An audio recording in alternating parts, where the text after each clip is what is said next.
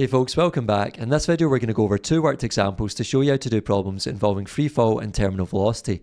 Now if you haven't already done so, check out my previous video covering the theory on this topic, and that way you can apply what you learned in that video to this one. So let's get started. Question 1 says the speed time graph for a skydiver is shown below. So you can see we've got speed in meters per second on the y-axis and time in seconds on the x-axis, and we've got this curved characteristic shape for the velocity time graph of a skydiver. And it says to describe the motion of the skydiver at each stage. Well, firstly from A to B here we can say we've got a constant acceleration, and from B to C here it's still an acceleration, but notice how it sort of curves off. So this is a decreasing acceleration.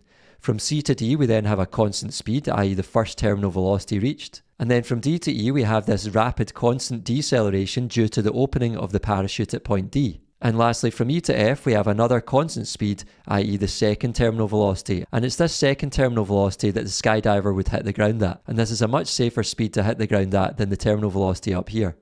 Lastly, question 2 says the graph below shows how the vertical speed of a skydiver varies with time. A student uses information from the graph to make the following statements. Statement 1 says the acceleration of the skydiver is greatest between P and Q. For statement 2, it says the air resistance acting on the skydiver between Q and R is less than the weight of the skydiver. And lastly, statement 3, the forces acting on the skydiver are balanced between R and S.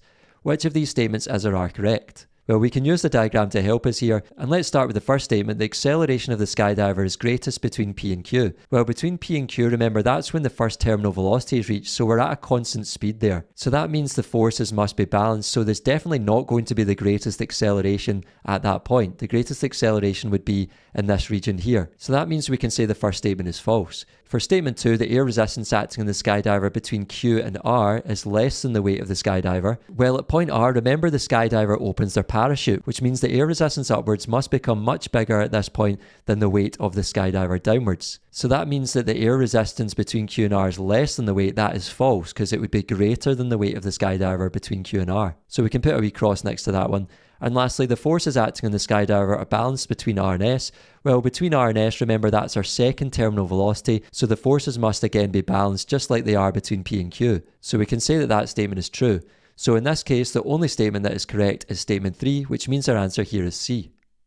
That's all for this video folks, thanks for watching. If you made it to the end, I really appreciate it. Make sure to give the video a thumbs up, subscribe to the channel, and I'll see you in the next one. Take care.